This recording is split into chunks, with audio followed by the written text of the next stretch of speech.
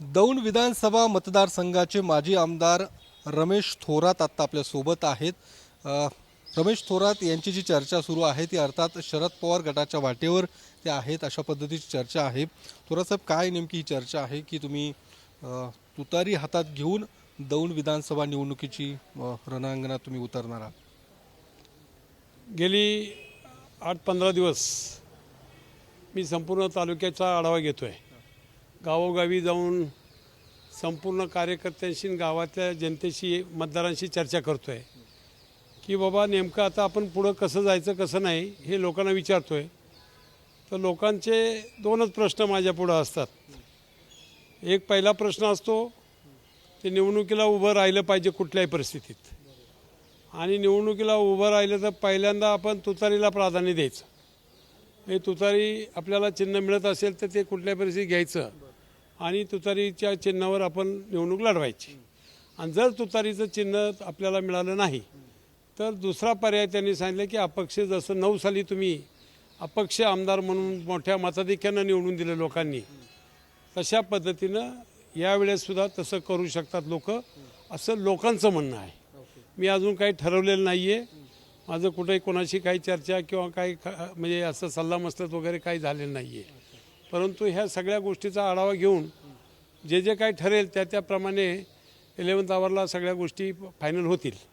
पण मग तुमचं काय निर्णय आहे? तुम्ही काय निर्णय घेतलेला आहे की शरद पवारांसोबत जायचं की मग काय वेगळा काही निर्णय? जनतेच्या ज्या अपेक्षा आहेत त्या मी पूर्ण करणार। शरद पवारांसोबत जनतेच्या अपेक्षा त्या पूर्ण करणार। त्यांचं म्हणणं आहे की बाबा तुतारी मिळाली तर घ्यायचीच आपण, अशी त्यांचं ठाम मत आहे। त्यांच्या अपेक्षा पूर्ण करायच्यात ना मला, जनतेच्या। जनता मतदार राजा आहे। हो। पण मग या संदर्भात काही शरद पवारांशी तुमचं बोलणं झालं किंवा त्यांच्याकडून तुम्हाला काही निरोप आलाय तुम्हाला? माझा अजून कोणाशी काही बोलणं झालेलं नाही, चर्चा नाही, काय नाही। आता ज्या वेळेस चर्चा होईल किंवा काय होईल त्यावेळेस मी तुम्हाला सगळ्या गोष्टी म्हणजे सांगेल काय काय चर्चा झाली काय काय नाही ते। तुम्ही सध्या अजित पवारांसोबत आहात, अजित पवार गटात तुम्ही आहात, बरोबर आहे? मग दादांसोबत काही चर्चा झाली या सगळ्या संदर्भात? नाही, दादांच्या सोबत सुद्धा माझी कुठली चर्चा काही झाली नाहीये, काहीच काही अजून बोलणं नाहीये।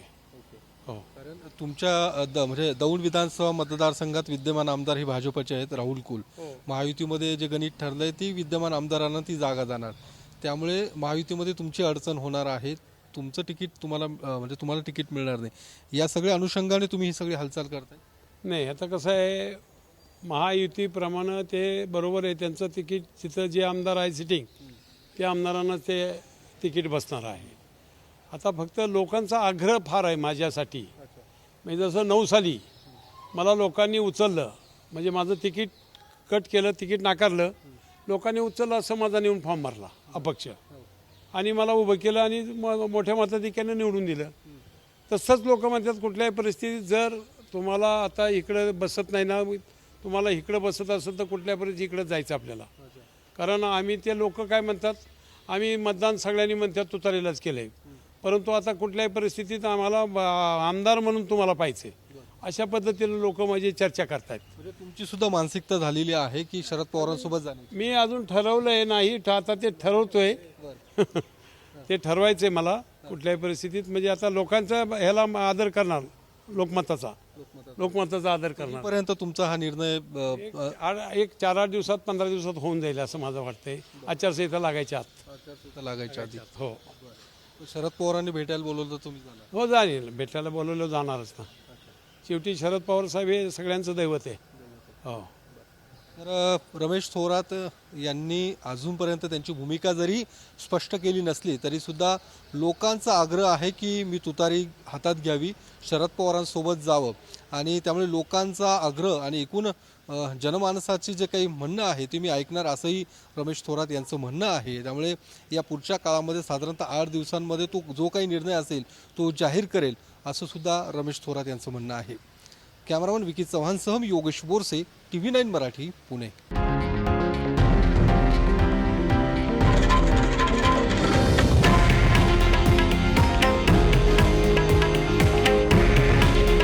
हे आहे देशातील नंबर 1 न्यूज नेटवर्क आणि आपण पाहत आहात TV9 मराठी। काळजी तुमची, हित महाराष्ट्राचं।